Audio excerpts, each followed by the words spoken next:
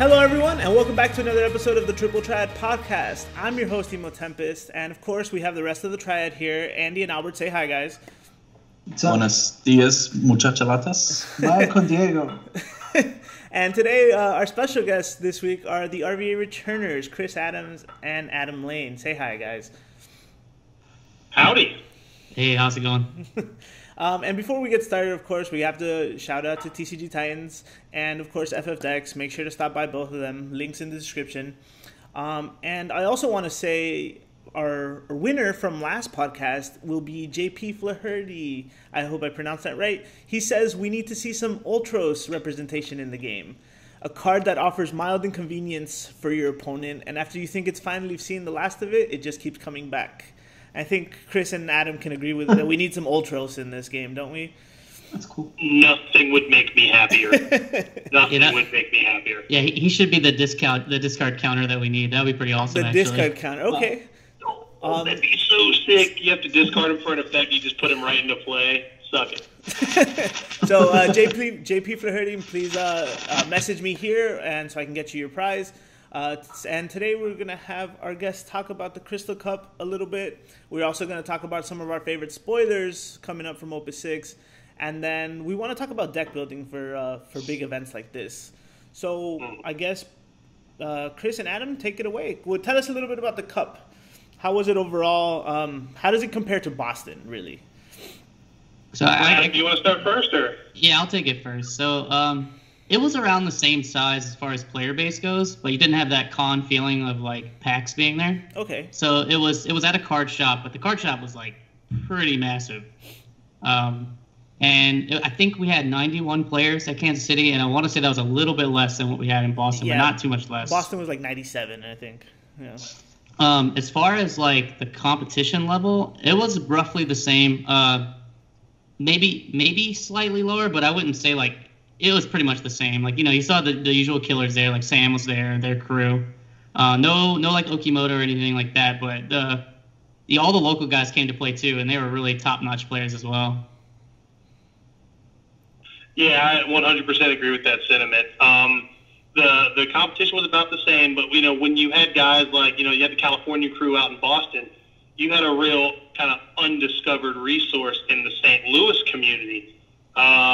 Cody Snodgrass, that dude is a killer in this game. And, because it was evident because he pretty much won two national – he did enough to win two national qualifiers in less than 36 hours. That guy's a stud. Yeah, Cody. So, compared to Boston, like he said, it didn't have – you're in Boston, you had this convention right now, you had PAX right next to us, and – it became more of like a destination spot, and that kind of leads up to how day two was. Like, day two at Boston was still buzzing with activity. Day two here, because it was kind of that like a neighborhood card shop, you didn't really get the same like vibe of like, oh man, like the lines for the Wolves Den weren't there. The title tournament was still pretty big, but not as big. The sealed, I think maybe one or two pods of sealed fired. Nothing crazy, Yeah. Did you guys do any of the side events as well, like last time? I did pretty much everything. Yeah. Oh, really? Yeah, I played title. You didn't play title though, did you? You were too busy crushing that sealed pool that you had. That's true. Yeah, I didn't get to play title. That was the only thing I didn't enter. Yeah. All right. And what decks did you guys end up taking? I know you've mentioned it on your other podcasts, but tell us here. Adam, I'll let you keep going first, man. Crush it. Yeah. So I decided to bring 3-color monsters. It's been a deck that we've talked about on our podcast pretty extensively, and it gets a lot of hate around here, to be honest. It's pretty strong.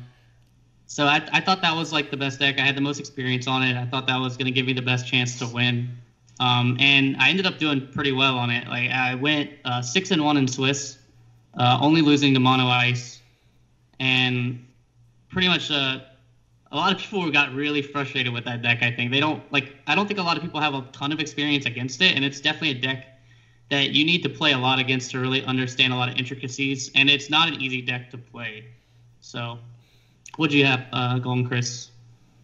Well, I had my old reliable, as I like to call it, Fire Ice with a heavy emphasis on the Final Fantasy VI engine.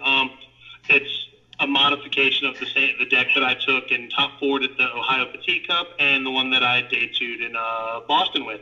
Except I teched it more because monsters has become a lot more prevalent. And it's the kind of deck, if you're familiar with Joshua Freeman Birch, the very well-known UK player, he built, he kind of tweaked the deck like I did, or he kind of did it first, and I kind of have a hybrid of the way I did it and the way he did it to compete against monsters. Because otherwise, running the kind of faster, more aggressive version just gets bodied by monsters pretty convincingly. But, I can make these tech choices without sacrificing other matchups. And it didn't work out that well for me this time, but like the matchups that I was confident in, I saw a couple of them, but then I saw some really, really fringe stuff. So, Adam, you said you took monsters, but what did you take, Boston? I don't remember. I was on mono ice in Boston. Oh, okay. And so what made you come to monsters actually? So the funny thing is I had monsters built, and I was gonna take it to Boston, and in my mind I was like, I don't know if it's consistent enough, and I hadn't had enough experience on it. But I had played a lot of monsters in Opus 4, mainly like water earth monsters. And so I was pretty confident on monsters, but I thought I was really afraid of mono ice going into Boston. And so I was like, I feel like mono ice gives me the best chance to win there. So I ended up switching to mono ice and to playtesting that pretty extensively and taking that into Boston. But by the time, between Boston and Kansas City, I just did nothing but playtest monsters. Basically, I was 99% sure that that's what I was taking to Kansas City. And I felt extremely confident on it, and I think I have a lot of experience on the deck. So. Okay, that makes sense. And as far as your matchups goes, did you guys run into anything strange, any of the road decks? Because I know they talked about the Knights deck and the Warrior of Light deck. Did you guys play any of those? So I ran into, I think it was round 3. So I was 2-0 at this point at around the top tables, and I sat down across from an Archfiends player. So that was pretty interesting. He actually ended up top 16ing, I think. Really? That's cool. Oh, I have to look up that one later. Quick shout out to Ben from Breakfast. Yeah, he was staying in the same hotel as us, actually. He breakfast with us every morning. So Benjamin Miller, right? That sounds right. Yeah. And so I ended up handing him his first loss. The only time I really played the Warrior of Light decks were in the Gunslingers. There was 2 of them that the Hobby Japan guys had, and those players were no joke, man. They were real good. Man, they were good. They were real good. But you showed him, right? You showed him what's up. I actually did go undefeated in Gunslinger, though. It was funny. I think one of the guys, I played 3 Kobold Droids in one turn, and he goes, "Oh, that's pretty good." Must be nice. Wow. But I think Chris ran into a few fringe decks, though. They were pretty good. Okay, so my first matchup was against Mono Water for Soya, and Jonathan, coming off of Boston from top 16, I got a vendetta against that deck. Did you win? So I proceed to. Oh, of course, yeah. I okay, slammed. good. I would hope so. This version of the deck actually does better against that one as well. Because you have more removal. Tella is the MVP of the deck these days. Cool.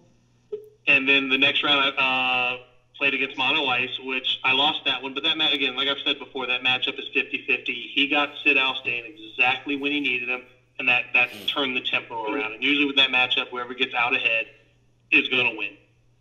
Then I played against and this is where it kind of gets a little janky here. I played against, now Wind Lightning. That deck isn't so much janky, but there were some card choices that I thought were a little questionable, maybe like Camelot and stuff like that. But again, if I don't see a Duke Larg, I lose to. I lose when somebody sees all 3 Barbaricias with a Cactar on board, and I don't have a Duke Larg. Yeah. But buckle up, because the next round is when it gets just off the rails. Because I'm going to round 4. I'm 1-2, so I'm not in the best headspace. So I draw my opening hand, no backup. So I'm like, man. So I mulligan. I get nothing but forwards and a Phoenix again. So I'm like, okay, well, let me jam a Sabin, see what happens. Because of all the other boards in my hand, I had a Lock, I had a Genesis, and I had a Celis. I'm on the play. I want to play those cards a little more reactively. I don't want to overpay for Lock, especially when I don't have a way to kind of do anything with them. Yeah. So I jam a Sabin as a safe bet. Well, he outsids me, and I was like, okay, this is Mono Lightning. This is fine. I know how to recover from this. But then the next turn, he drops a Gilgamesh. Not the starter Gilgamesh, but the bravest, the strongest sword Gilgamesh. So I'm like, okay, well, maybe this is a Golbez deck with Al Cid. Whatever. We'll see what happens. Still don't see any backups. Then he drops like the Amon. He gets like the 2-drop Assassin. And then he plays Zemus. And I'm like, what is going on here? And I look at his break zone, and it is nothing but forwards in there. And then he Gilgamesh specials me. And I was like, he's going to miss. Clearly, he's going to hit a backup by this point. Nope. This deck was 50 lightning forward. Just a deck of purple cards. A deck of grape. That's all it was. Grape. And I never saw what I needed, and I couldn't recover. And I was like, this is how my tournament's going to end. Oh, excellent. Talk about the rogues for real. See, that's the kind of stuff we you can never really prepare for that kind of thing, right? Nope. And it was like I was deep in the catacombs at this point. So I'm like, man. And that's when I was like, you know what? My tournament, my day 2 shot's over. Because once you hit 3 losses, even at these levels, 2 losses can put you on the bubble. Yeah, you know what I mean? It's risky, yeah. Yeah, so went next door, had a few drinks, came back and won out the rest of my matches. But, and the rest of my matches were actually meta deck. It was mono. I beat mono lightning. I beat like this ice lightning 13-6 good card deck. And what else was there? It was I think it was another mono water deck. Yeah, I think it was another mono water deck. So, would you guys say that there was more variety this time around at Boston than in Boston, like as far as decks go?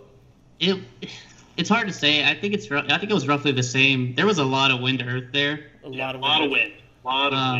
Really? I was expecting more mono lightning because that seems to be popular in that area, and I did see a good amount of it, but not much at the top tables. Oh, okay. Some mono earth, but not a ton. Obviously, like we all brought, except for Chris, a lot of people from our group was playing the 3-color monster deck, and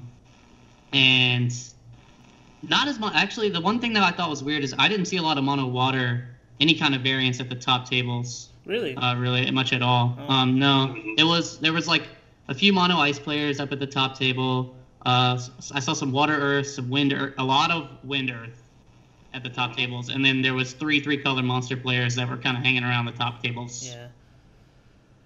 Oh, okay. And speaking of wind, I just remembered my matchup. It wasn't mono water. It was mono wind chocobos, and that's where I had my I don't need those 3 minutes big dog moment.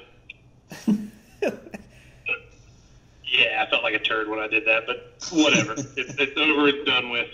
If they only experienced that portion in your shoes, they'd understand why you were the way you were. Pretty much. It's pretty much, you're on the outside looking in, but you got to understand some people just, it doesn't go the way you want it to, but you still made the most of it, which is pretty dope.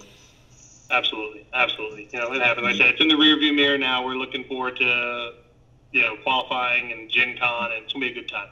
Yeah, so that was. I actually did want to ask you guys. So this is your second Crystal Cup. What's next for the RVA Returners tournament circuit? I guess.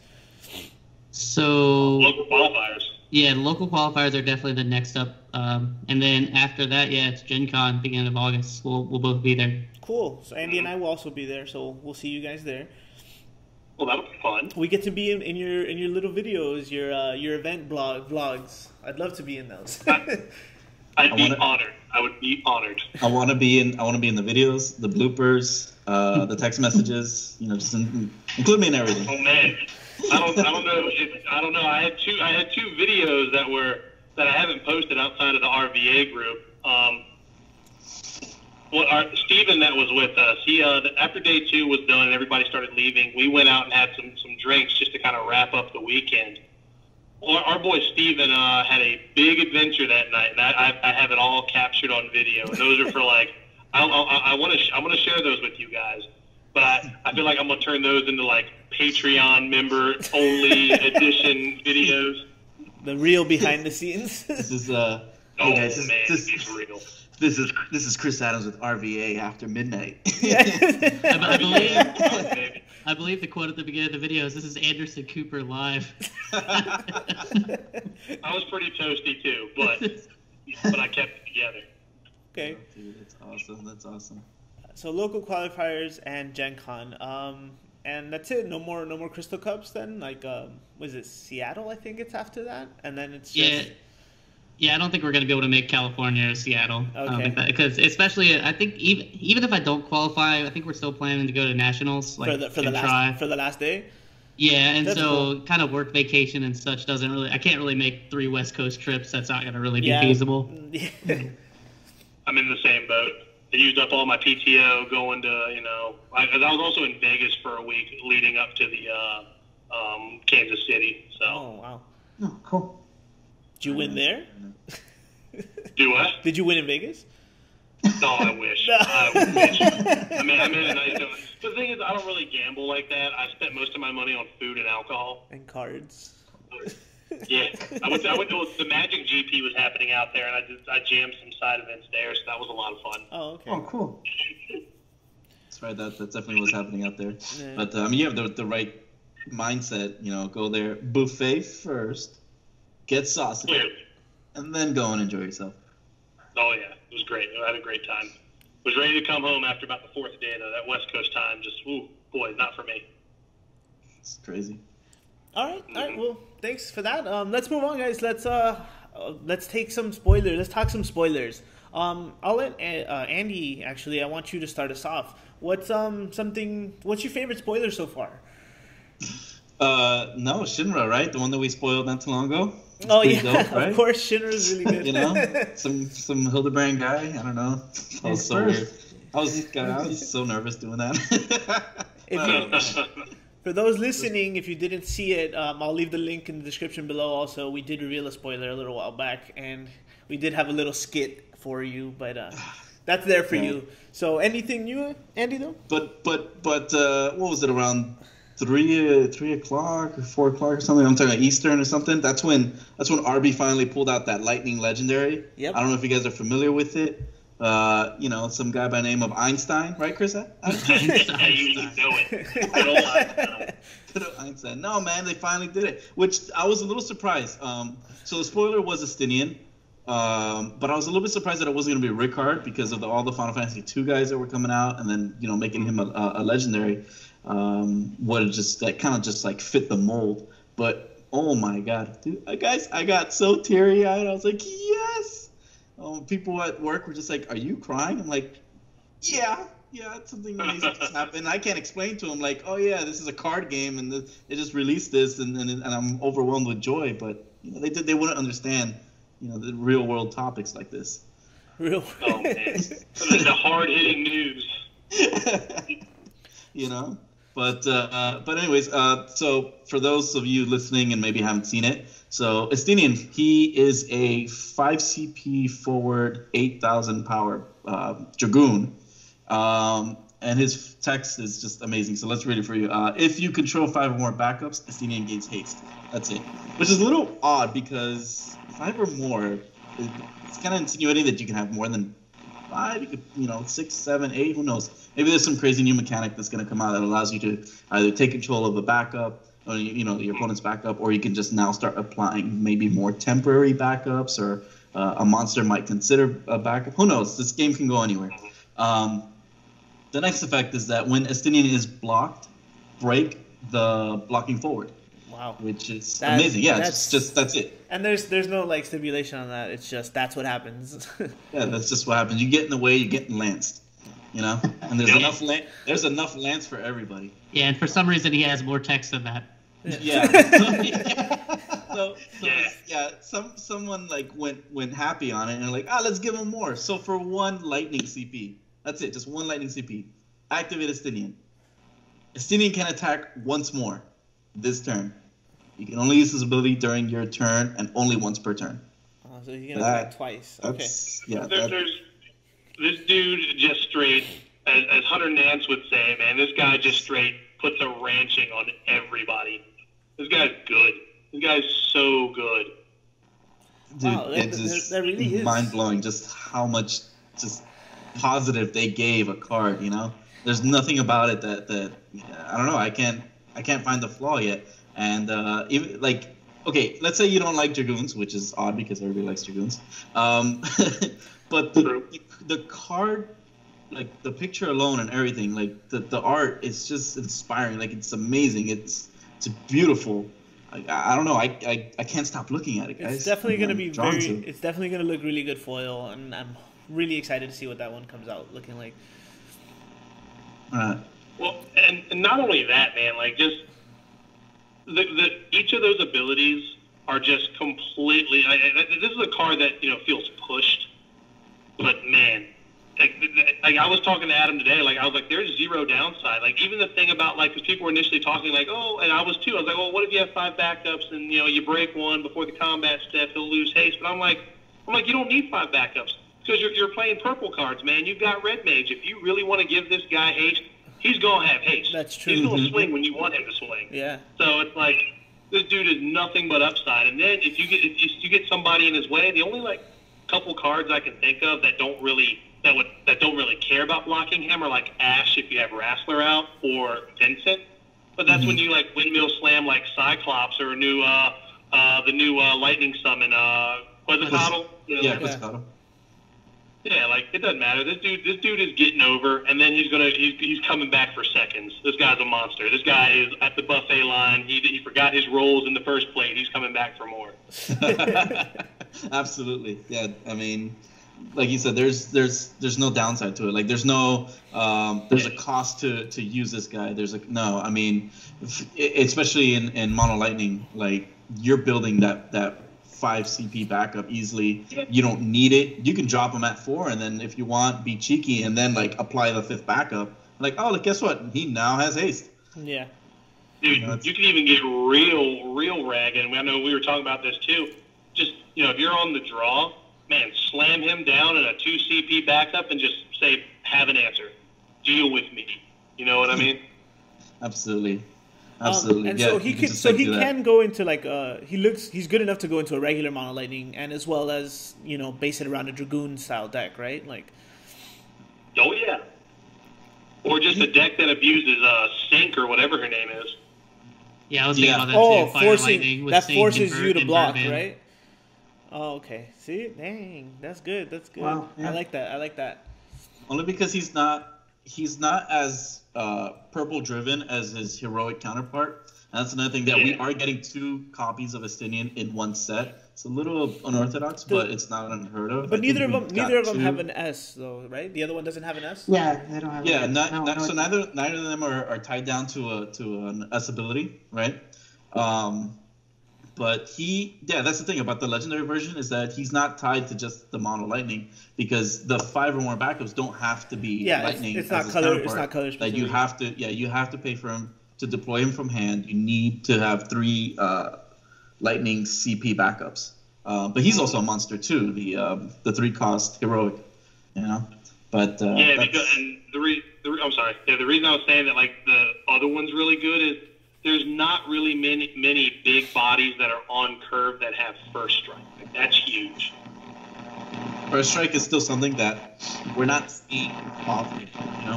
We're getting a little feedback there. We're seeing right, we're seeing haste. We're seeing a lot of brave, but that's it. We're not seeing anything else. We're seeing nothing more of the other combat tricks. But now seeing that first strike, it's like, okay, how do you deal with it? Because you're not thinking about, how do I give this first strike or something? No, you're mainly thinking, okay, I can either ping for damage, hard remove it, or just kind of just run it over by just raw power. I like that. That's just like, okay, well, he may not have all the power in the world to start taking down, but in lightning, you have bird damage. So that's maybe going to start seeing a comeback. I don't still like me being a Mono Lightning player. I've never seen Manu as as a handicap, but more of a speed bump, and it just makes it more fun to find a way to get over him. So don't let cards like that discourage you. Okay. Now, Albert, do you have any? What's the spoiler that you're most excited about? I'm excited for a card here that was, I think, spoiled way early on. At least I remember it being one of the first few cards spoiled. And not because of what's out already, but because of what it implies and sort of the cards that have been spoiled since. Kyros, the 2-cost fire forward. It's like ever since he was spoiled, we got another Cypher. We got another. There was another Final Fantasy VIII card. No? Zell. Selfie and Zell. Selfie and Zell. And Raijin too. Raijin. Yeah. Raijin. Yeah. So just because of that, the fact that there is more than just one Final Fantasy VIII character in there, and because he's a 2-cost fire, so I'm just right away thinking of the Phoenix cards, the summons, and just the way he can enter the field and like kind of even cheap 2-cost, just play from your hand easily. So let me just read the effects here so everyone knows what we're talking about. This when Kyros enters the field, choose one forward you control other than Kyros. It gains 2,000 power until the end of the turn. So at the very least, he's going to buff somebody 2k. But if it's a category 8 forward, it also gains haste, first strike, and brave until the end of the turn. I think that's like huge because I don't know, the fact that he was the first one revealed spoils for Final Fantasy VIII, and then they followed up with a bunch of others, and that there's a focus on lightning, which we know is already hasty, fast. It has those cards. That just has me excited for like a potential fire lightning Final Fantasy VIII deck, which is a departure too from like what was playable for Final Fantasy VIII in the past. It's mainly been the ice cards like Laguna and Squall and Renoa. So it's cool to see some of the other Final Fantasy VIII characters getting some love, and just lightning having the playable one be lightning is like, at least in part, is exciting. And I've been trying to crack or at least I want to say at least in every set, I've given a mono fire deck a shot. And while I love them and I do enjoy playing them, they never have that little extra edge, to kind of stay relevant throughout the whole meta, the format, at least for the duration of an opus. So that's why I'm really hyped for this card. And you think Kyros is going to change that though, like for Fire as a whole, or just for 8 as a whole? For Fire, I could also see this as like playable in like the just mono fires, which focused on like the 2-cost forwards, and like what's his name? Godot, which yeah. Powered up. He was a 4-drop, which powered up 2-cost fire forwards. And there's no 8 forwards in that deck that are fire yet. But like I said, just like I feel like there's more that they haven't shown. Yeah. And he's a common. Kyros is a common. So if they just fill it out with a couple more common forwards in this set that are Final Fantasy VIII, I don't know. It could really turn things around. But I want to try it in that type of deck. I want to try it in, like I said, a lightning fire Final Fantasy VIII. And at least for me, that's like the first deck I'm going to run to. I know there's a lot of good cards in the set. I'm really hyped for Opus 6, way more than I was for Opus 5, I want to say. But that to me, this is the one that's like got me like all in on this set. Like I'm ready to play like day one. Like I want to have this right away. Okay. And then I'll tell you what, that Kyros is busted for that deck in title format. Yeah. Oh, for sure, yeah. Adam, any thoughts on this one? I think he's pretty good if they give him some more targets for sure. And Godot is already there. I think Godot is a severely underrated card. I think he gets overlooked because he's fire card. But what happened with that Kyros thing? I mean, I don't know. I'm pretty excited about just how cheeky that play can be with the Phoenix and everything. It's pretty nuts. I guess. Yeah, I feel like they have to print a Squall soon. That was what I was gonna say too. Like we were just mentioning that we would like to see more targets. I think one of those targets has to be a Squall, right? Like. Well, it's weird because they have the new selfie that tutors for a seed candidate, but most of the Squalls are just seed jobs. And I don't know if those are going to be errated. Actually, that might be something that needs to be fixed. That could be it. Because we mentioned it in I think it was our first podcast that Leon was errated from Dark Knight to Rebel or vice versa. I can't even remember anymore. So maybe seed will inevitably seed candidate, and that'll make him more searchable. Yeah, that would actually be really cool. I still have the suspicion that the other Lightning Legendary is a new Idea. That's also Because- yeah.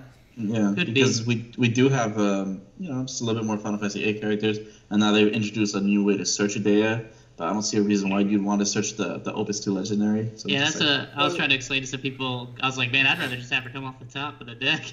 yeah. I mean, Yeah. I've never had a reason to like want her in my hand. It's like, oh, this is terrible. Like I've never been like, oh, you know, what'd be great right now? Her S ability. Yeah. No, that never comes up. It Well, happens. they could do maybe a lightning Ultimisha, maybe. Oh, that's true too. Yeah. Maybe. Yeah. But she is a witch. She is a witch, Her other yeah. one is a not witch. Absolutely. Or even something from 14 that could be considered a witch. Yeah, true. That is true. I should probably get off my ass and play 14 because I don't know any of these characters. It's definitely a journey. Mm-hmm. Yeah, because I have it and I've played it off and on, but I get lost and then I just forget what I'm doing. And because I used to play WoW pretty grindy, and I was like, man, I could see that happening again. So I've learned the self control to put the put the keyboard down, put the controller down. All right, I'm gonna walk away. Oh man, just walk away. No, I didn't play when the first 14 came out. This was before Realm Reborn, but I heard some crazy stuff about it, and it was just really bad. Yeah, it was just really bad. But what I liked about it was how they ended it, and they kept it going, and they It was literally, really dope. yeah, they it was just overcome with a bunch of monsters, and then at the same time you're getting nuked by a comet. This is it. The end is coming. Yeah, I think I told Chris that one. It's basically they basically told you when the servers were gonna go down, and there was this moon, or it looked like a moon, and it was slowly coming toward. I wasn't playing for that. I don't think. You also told me about that too, Andy. It was, you had to play the original game, which was terrible, but it was a really cool way to go out. So basically, their reset was to kill everyone. That was the way they were gonna reset the world. And so basically, what happened was the moon ended up being Bahamut. And he comes out of his shell and just nukes everybody. Oh, dude, it's awesome, and that's where you get that cutscene from. Yep. You know, that's where the initial cutscene from Realm Reborn comes from, where all the warriors will get teleported to the future, and that's kind of how they rework it. And to be honest, it's genius. It just worked so well. On another note, that Realm Reborn poster with the Black Mage, do you guys know which one I'm talking about by any chance? I know exactly. I what you're talking really about. feel like that has to be a playmat for this game. Dude, that'd be so sick. I would definitely love to have it, but let's carry on with the spoilers, guys. Adam or Chris, who one of you, Adam? Is there anything you're excited about? Yeah, so I'm actually really excited about Leo, who's one of the new Earth legendaries. So he's a 1 CP forward, 1K, and for each character other than Leo you control, Leo gains 1,000 power. And then his second ability is backups you control can produce CP of any element. So I think this really opens the door for a lot of really gross multicolored decks. And I think so right now you're already starting to see 3-color monsters is a very real deck, and that does pretty fine with just having the chaos kind of engine to allow them to tap for any mana. But I think what this really opens up is now 4-color decks might be a real thing. That's and true. the first deck that comes to my mind is the Urianger Mill decks that are starting to kind of pick up favor, and I think more people are playing, and I think that deck is really gross. And this guy could easily get to 8K in that deck, no sweat. So And it probably helps with the consistency too. yeah, exactly. So you don't have to have open wind mana to Riku your opponent. You can use any backup, and it forces them to use removal on this little 1 CP guy that they want to get rid of, which is kind of probably doesn't feel good for the opponent. Right. And you could build up your Cactuars and play your Layak, and it's boosting this guy's power. So Yeah. I mean, it's you're never gonna bring that guy out turn 1, turn 2, because you're not gonna utilize all the colors and stuff. You're gonna bring him out when he's at least an established 6 and 7K. So he's definitely gonna be a body to be to attack with, or just to be a threat, and then he's just only gonna grow. Mm-hmm. Well, Yeah, I agree. And Like I said, I was going to do mine, but I think Andy nailed mine right on the head, man. The Stydian, like, 'cause here's the thing, man. Leading up to that, I wasn't really like excited about stuff. I was like, I want to try this, I want to try that. Oh, that card looks cool, but there was like nothing that like really like revved my engine until about 3:00 this afternoon. Because I was like, Furion's cool, Guy's cool. I want to see Rebels. That Maru Judo backup is really cool. Like there was some really cool. Kuja was really cool. I was like, these are fun, but I don't know like if I'm gonna play any of these guys. Then I was like, I was starting to kind of turn the corner on Zell. Like I was starting to think that he's a pretty good card. If he was a 6K, he would be a rock star. Mm-hmm. So I was like, man, and I was telling. And I was like, man, this is the toughest thing I've got to decide. Like, I don't know what card I don't know if there's any cards I'm excited about yet. Then when I saw this just ungodly ass beater hit the internet, and I was like, that's it. This is the guy. I want to play this card. The ungodly ass beater. I love it. This guy is nuts. Yeah, this guy is nuts.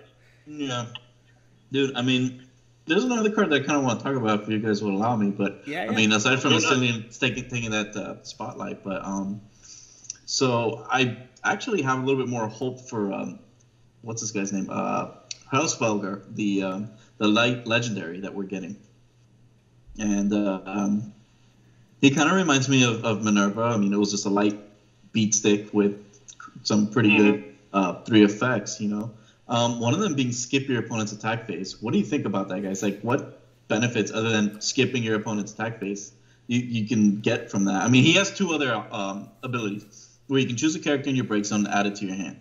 Recycle is always great. We know that for a fact. That's been established with some of the meta decks with Mono Ice wanting to recover Lock, with the Ice, the Earth Windex always wanting to recover your Cactuars, your Layax, and anything that miner can dig up, pun intended, and remove all the cards in your opponent's break zone from the game, which I think is actually going to be the most relevant effect. Yeah. But what are your thoughts, guys? I think I agree. I think the last effect is probably the most relevant to stop all that recursion that you're talking about. I do think that the first effect, the thing is it worth 5 cards off your deck? 5 random cards, that is, because you don't even know what cards you're going to mill. I do think it could prolong the game in situations where you wouldn't normally be able to live and maybe turn the corner and allow you to win. And if so, that's going to be great. But if not, if you're just in a losing situation and it doesn't really do anything but prolong the game, I don't really see it being super relevant.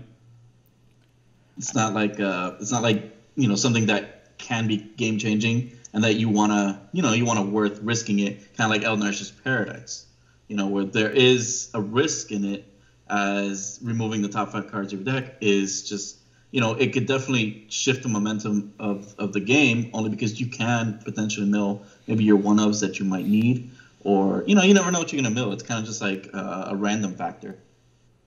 I guess for me, the first thing that comes to mind because we talked about the taking control of forwards last podcast, and if you skip your opponent's attack phase, it kind of leaves everyone in the active state. So when you take them, you'll probably be able to attack with them right away, and that's kind of something that just rings in my head. But that is true. I didn't even think about that. That is true. And then again, definitely the removing all cards in the break zone is going to be really good too. But I don't know. Maybe if it was 2 out of 3 of the following effects would make more sense. He'd be worth the 6 drop. Yeah. Also, I get this. I don't know. We were talking about this too. This slight idea that maybe they're going to let you kind of do stuff with your remove from game pile. Yeah, there has to be, right? Because we've seen a lot of cards that do that already. Like a lot of the cards that have been revealed mention that. Yeah. Yeah, otherwise, like, what's the point of Dark Lord? Like, that guy was an accident. Yeah, I love a 23 CP 8K. You got it. Yeah. Oh, man, I kept reading the card wrong, and I was just like, oh, this guy, like, for every time you want to declare an attack, you'll ping for 3K. That's worth 10 cards off the top of the deck. Oh, boy, was I wrong. Boy, was I wrong, yeah. Yeah. Oh, man, I've never been more wrong. That card's bad. Yeah. It's just bad. I mean, I don't know. Like, we haven't seen everything yet, but at this point, I think it's safe to say that it's just not It's not worth it yet. Yet. Yet. Yet is the word there for sure. Mm-hmm. Well, I guess. No, go ahead, Andy. Yeah, because I was gonna say, like, if eventually they're gonna do like a combat trick where you can switch decks with your opponent, like, here, you play this, I play that. It's like, okay, but first let me mill 30 cards off the top of my deck, and now you can play. Do something like that. Like a gifts ungiven kind of thing, like in Magic, where you can like just switch things. Or that would be pretty dope because we're already seeing that you can like have forwards jump to other side. Maybe they'll like, hey, switch your draw deck with your opponent. That would be pretty dope. That'd be nuts. Oh man, that's it for me. All right. Well, the one I really want to talk about is Thornton the Seventh. He's a 5-cost water backup. EX Burst as well. When Thornton the Seventh enters the field, you may search for 1 card and add it to your hand. When Thornton is put from the field to the break zone, draw a card as well. Now, it's funny that you mentioned Archfiends earlier, but when everyone thinks of this card, they always they think Archfiend support. But it's not just for that. I see it because it kind of makes all those archetypes or all those jobs or whatever a little bit better because you can literally search any one card. And especially, so imagine, I guess really what I like about this card the most is that, let's say your opponent's trying to, push for game and you hit 1 or 2 of these maybe even on the EX Burst, and then we're waiting for the summon and you can search the summon you need to A, not only survive, but B, turn the game around and win it for you. And so, I don't know, I really think this card is going to be good. For water, and as well as helping all the other archetypes that need the support. What do you guys think? Yeah, so I actually remember this got spoiled during Kansas City because I remember we were sleeping in the hotel room and I was the only one awake and I'm looking at my phone and I see a card and I'm like scrolling up and I see this card and I'm like, this can't be real. This has to be like some fake card that someone like made, right? Like, the Mugpot guys, they make their own cards. And I'm like, oh crap, this is a real card. This just literally says EX Burst, search for card in your deck. And so like I'm thinking this is like really insane. But the more I think about it, like it's cost 5, so it is kind of expensive. I think the burst is really the crazy thing. Like if this comes off the top, you're feeling amazing. Because now you get to tutor for whatever you want. Anything. Like you can tutor for your answer, like you said, to whatever problem you're having on the board at the moment. The forward that you need to play next turn, whatever you want. Or your win condition, like if let's say you are waiting for the extra Eldnarsh for Paradise and you already, searched it, then that's what you need. You know what I'm saying? It's like there's a lot of key pieces that you need to search, and this is gonna do that for you. Yeah, dude, that card is pretty insane. Yeah, the 5 cost can be kind of prohibitive, but it just straight up searches for a card, and then in the right deck, you can get value out of the second, bit of text that it has. My initial thought was, man, playing this thing in Fire Water, and then searching whatever card you need, then breaking that thing with Furion to make him bigger, and you're drawing a card. Oh, seems real good to me. There you go. That's amazing. And in the text, it doesn't specify where you can search the card from. So if you have something in your binder that you might want to play, read the text. He says search for a card. It doesn't tell you where. You hit up your buddy. Crack some packs. Hey, you could, you'd be like, let me get 2 packs, please. I need to search for a card. Exactly, but that thing just straight searches for whatever gas you need to get over. That card's, I think it's good. If it didn't have Burst, I probably wouldn't be as high on it. Same. But Burst puts that thing over the top. Yeah, it definitely makes it playable. Usually cards like that they're not Burst, I only see myself wanting to at least put 1 or 2 of them in there, seeing that he's his high cost. He's like, oh yeah, that's my 1-of. But EX Burst, man, splash 3 and there 4 if you can get away with it. You don't even have to play water at that point, man. If it comes off the top, you're just like, great, get search my deck for a card. That's true, yeah. It's like all those random cards those random decks that play 3/7 drop Odins. Why not? Exactly. I think it should be mandatory that if you EX Burst that guy off the top of your deck, you are obligated to say, "Don't mind if I do." Yeah, lick your fingers and get ready. Exactly. All right, well, that's enough for the spoilers, guys. Thanks for sharing your thoughts on those. So, I guess I want to talk a little bit about deck building. We all go to several tournaments, right? We all go to our locals, and now we're going to the major events for all these Crystal Cups, and soon nationals as well. I guess the real thing is, how do you feel about taking what's doing good at locals? Like, do you modify that for the event, obviously, or do you just go there expecting to see one big thing, and then you build something to counter that, and that also does good against other things? Like, who wants to go first? I'll actually go first. I was thinking about that. And it's kind of funny because I haven't been able to play in my local for about a month at this point, just because of work. And last night I had my domestic obligations. Had to go home and be a family man for a while. But I think it's a different mindset, right? Like, when you go to these major tournaments, like, your goal is to have the deck that can give you the best chance to win. Now, some of the best place to test that would be your local, depending on like the competitiveness of your local scene. Because I know some scenes have their local, their weekly, whatever is, they like to have fun. They like to brew some jank. They like to just have fun with it. You're not really going to get the practice you need for a big tournament in that way. And granted, our local, and Adam can attest to this, it is starting to change a little bit. For a while, it was all just a lot of newer players in jank, but now we got guys like Ron and Colin that are bringing like legit tier 1 decks to our weekly. So now we've got to start playing those, and then we'll take these decks and like, wow, it has performed pretty well for me for a few weeks. Let me see how it does. Then you start testing it against like meta decks. Yeah. And then if it gets bopped, you're like, you know what? Maybe this is just, it is what it is. So, I guess it's just a different mindset, playing a deck and building it for a local scene just to have fun with it versus like tournament prep. You know what I mean? Yeah. Adam? So kind of just to harp on what Chris said, it's kind of more the same. But I tend to, into my locals, I tend to bring stuff that I want to have fun playing most of the time. So I'll kind of like do new brews or whatever, and I'll bring that to my local just to see how it does. I didn't really play, like, for instance, I took Monsters to Kansas City. I didn't play that one time at my locals at all. So what, you play tested like just you guys, or? Most of the time, yeah, with just us, or I would take it to other tournaments outside of our locals to play. Oh, okay. And it's not like a shot at the players. They're saying they're bad or anything, but it's like more so like I just want, like, that's my time to like explore the rest of the game and not take it quite as seriously. Okay. Because if I just took it seriously all the time, I'd probably burn myself out, to be honest. And I want to like play as much as I can, like different types of decks as much as I can. Yeah. It also, it's funny, it makes people be harder to read. Like, it makes it harder for other players that are looking at our results to know what I'm even going to be on going into an event. Like, I know Sam said in Kansas City, like, he told me straight up, he's like, I had no idea what you're going to be on. Like, I look at your results and you're always on something different every week. And so it does give me that kind of factor a little bit to, like, I know people are looking at results because we post them on FFDECK every week. I've seen it. Twice a week, actually. Yeah, we have 2 locals that fire every week now, which is awesome. And yeah, so I try to like have more fun there, to be honest.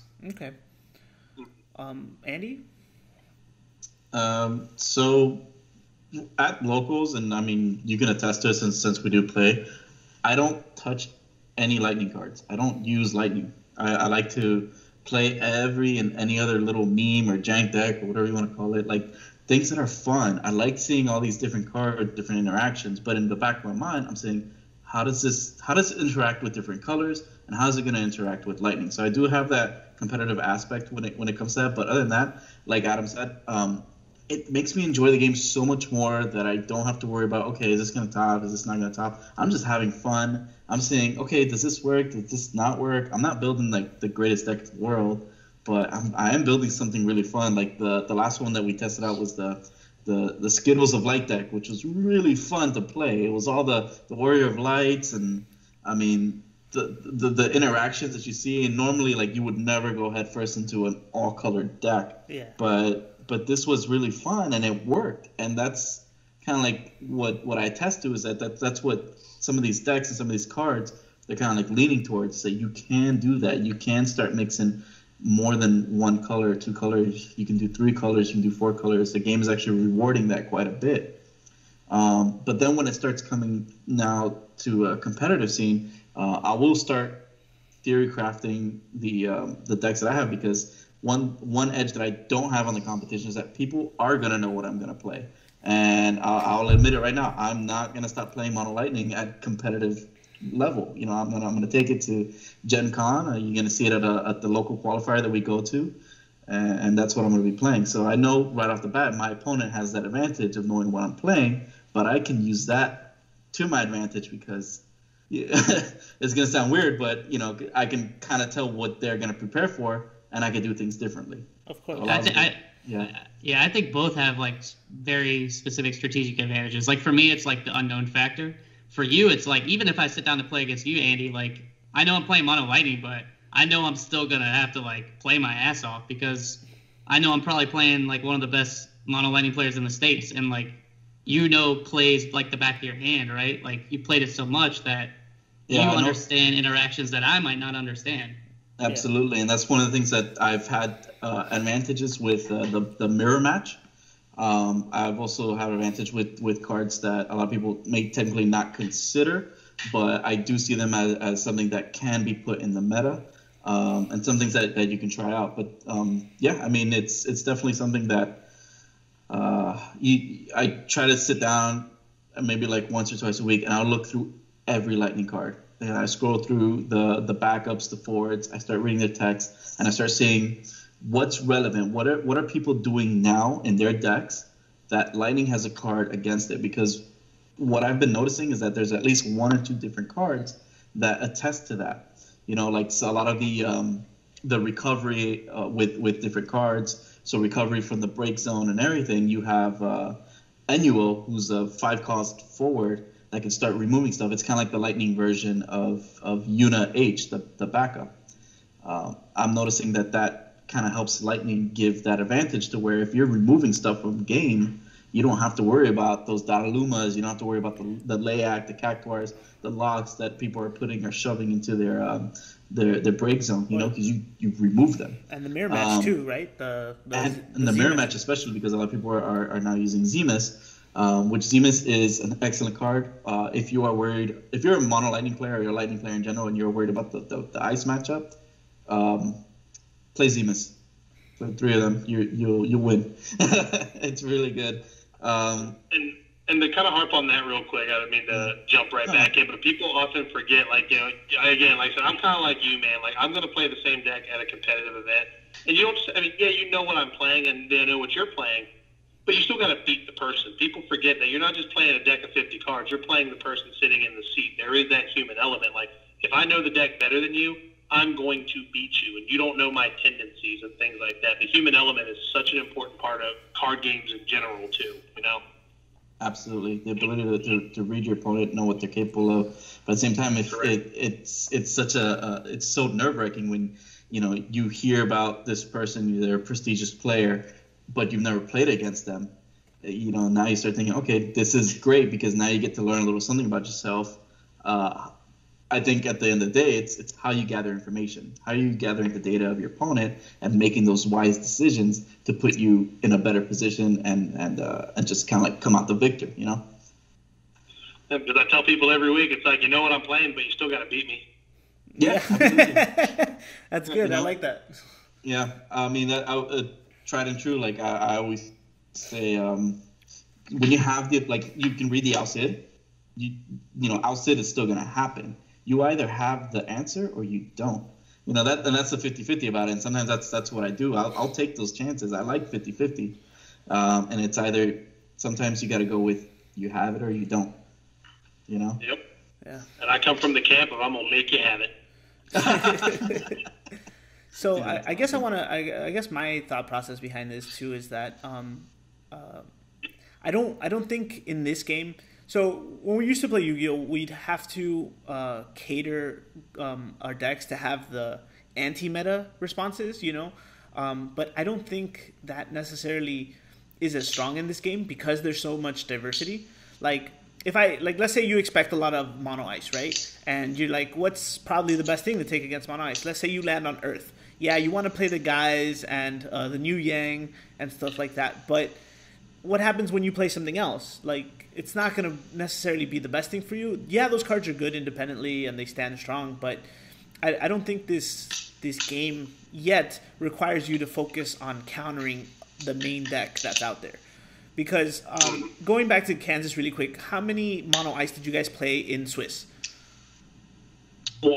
One. Yeah, I played it once as well. Exactly. Yep. And I didn't see ice when I was at Boston until top 8. You know, I mean until top 16 when I played you, Chris. And that was, you know, it wasn't mono either. And so like, and I know, but I saw ice all around me, and that's what I'm, you know, and I don't think it's that important. But you do have to have at least something for it. Like the most recent deck that because I'm playing Mono Earth currently at locals, and I have to play triple Dataluma because there's a lot of lightning at locals, you know, it's just normally I wouldn't play triple Dataluma. I don't think in that deck I would play like maybe 2, and then that third one would be something else. Let's say if I was going to a major event, that third one would be, I don't know, maybe the Guy instead or the Yang. But I think for right now, the way that the game is set up, I don't think we should worry so much. Like take more than three to 4 cards in our decks to counter a certain thing. And I definitely wouldn't go into a tournament thinking I'm gonna play ice all day. I don't know. Yeah, that'll set you up for disaster. Right? I mean, you gotta have flexibility. Yeah, when I try to tech my deck, I try to tech more of like how can I tech for maybe something I'm worried about, but not reduce my odds of beating the rest of the field. Yeah. Stuff like that. So, like, for example, leading up to Kansas City, we chose to put Summoner, 2 CP Opus 4 Summoner in our monster decks just to counter, like, Doom Train. But it wasn't just, like, we weren't only going to counter Doom Train, but that was, like, our biggest worry. Because Doom Train's actually really good against monsters. It's like, okay, I'll kill whatever monster you just activated, and you discard a card. So we put that in, we put those as 2-ups. But, like, if I look back on it, I lost pretty hard to Yestola in top 16, like, just recurring Yestola over and over again. And Opus, Heroic Zidane also gave me a lot of trouble. And looking back, I wish I just had, like, a green mage or something just to stop the Yestola stuff. But, you know, we had to pick one or the other, and we felt like Summoner kind of helped us in more matchups overall than, like, something like green mage. That makes sense. Anything else, guys, on this one? Yeah, I mean, you kind of nailed it on the head, man, when you said that, you know, like, that you can't really anti-meta in this game because there's no things like sideboards. You're only playing 50 cards as opposed to 60. And a lot of answers to certain things are pretty narrow, right? Like if you're worried about monsters in your meta, you can't really hard tech against monsters because the tech for monsters is so narrow that it doesn't work against anything else.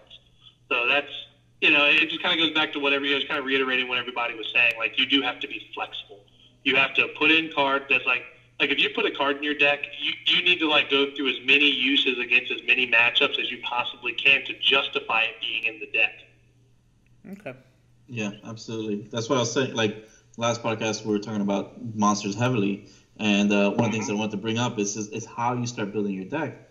And, you know, all the elements, if you look at them, they all have answers to everything. You have to kind of just decide whether or not you want to go out of your comfort zone and start building your deck with those answers now. You know, now you have to start thinking critically and thinking, okay, how many of these devices do I want in here? And I don't know. I mean, like, how do you build it to where you need to have answers for your forwards, your backups, the monsters? I mean, you just got to really consider into that, and just play testing helps. You know, you find like you start adding stuff in your deck, and you're like, okay, well, 3 of this thing was overkill, and now I'm stuck with it, and all it does is generate CP. It doesn't really do anything. So a lot of play testing definitely helps. Exactly, and that's kind of how I landed on Tella in the Fire Ice deck. Not because I've just seen people using it. Like, again, I go back to using Joshua Freeman Burge as an example. But that card not only is great in the monster matchup, that thing is just a beater in the lightning matchup. It's a beater in the ice matchup. It's great in any match that doesn't have like Minwu. Now, granted, Ice has started using the other Jill Nabat now to stop my backup, so it becomes CP pitching at that point. But like, the card is like that card was like one of the newer additions, and that thing has just like there's no matchup even against like the Minwoo. Like I said before, sometimes it's rough, but recall, man, recall like something is dying to if you pop that S off, something's dead. Whatever you targeted, it's just getting burnt to a crisp. It's dead. That was because I used it quite a bit in the Palamporum deck, and that was my answer for Ash. I was like, cool, you could grow another 10K or 11K and have Razzler on the field, but I don't care, man. Burn for 21 points of damage. Yeah, that's what happened. Because he had Ash Raster out early, and I recalled and flipped a Setzer off the top. I was like, get her out of here. She's done. Wow. What is that? She just evaporates. Yeah, she's just not like a cartoon chair. Just got burnt. That's awesome. All right, guys. Well, thank you all for this. I think we're gonna wrap it up here. Are any last anecdotes? Anything random you guys want to talk about? I know we always mention Pokemon. Albert always mentions Pokemon at the end of the podcast. Or is there any shout-outs maybe you guys want to give? Well, shout-outs to you guys for having us, man. Like I know Adam's been on a couple, kind of crossover things with other. He was on the Choker Bros earlier this week. He was on the Crystal Tower. Back when I was in Ohio. So it's cool. Like I like collaborating with other content creators in the community, man. I thank you for having us on, but definitely more so from myself. Thank you for having me on. No, of course, man. And you guys are great, man. Thanks, man. We really hit it off in Boston, so I've been wanting to do this for a while. Oh, absolutely. And then shout outs again to all the guys we met in Kansas City. Cody, Alex, Osby, Max, and Brandon. Those are the guys I introduced themselves to me in the St. Louis group. A lot of really good players up there. Both of the Tonys from Wisconsin. I told them I'd give them a shout out. I want to make sure that they know that the returner keeps his word. Yeah, I mean, I kind of reiterate that too. Like, it's pretty awesome to be able to collaborate. I want to see everyone grow this community as high as we can, because I think this game is great. And I know I've said that probably 1,000 times. It can't be said enough. But this game is awesome. And I know Chris was saying all the guys he wanted to shout out with, but if you want to see probably what I think was the spiciest brew from Kansas City, check out our video. Corwin. Check out our video on the Waterfire Tempo Aggro Fasoya deck. That thing was crazy. And the lines he was playing was awesome. All right. That dude knew how to use Legendary Yuna. That dude didn't give a shit about Donnaluma. Didn't care about any card that would stop him. It's like, I'm gonna swing with Flight Yuna. All your cards might as well just be the two of clubs. Is that what he was using? He was using Innovator, yeah. Yeah, he was using Legendary Unit to shut off Minwoo, because he basically would play pingy stuff like Opus 4 Ranger, things like that. And so he ran Burrow Webs to search for his Unas, and he would slam Yuna in those matchups and just swing first before he started pinging everything. Wow! So that Minwoo didn't matter. It was I can't believe I had never even thought of it. As soon as he said that in the interview, I'm like, that is genius. I've been trying to use Yuna in I've been trying to find something to do with her, because there's only a few effects in the game. There's only 3 actually: Minerva, Yuna, and Dancer. That vanilla something, And wow, that's insane. That card was insane. He was at the top tables, and I'll end on this. I looked to my right, and I was scooping my cards up because I had just won, and I look over at his board state, and he's got 3 Opus 4 Rangers, I think a Legendary Yuna, and an Opus 4 Sage. And I'm like, man, if he party attacks, everything's dead. Wow. He party attacks with 3 Rangers. That's like 9K to everything coming across the board. Wow.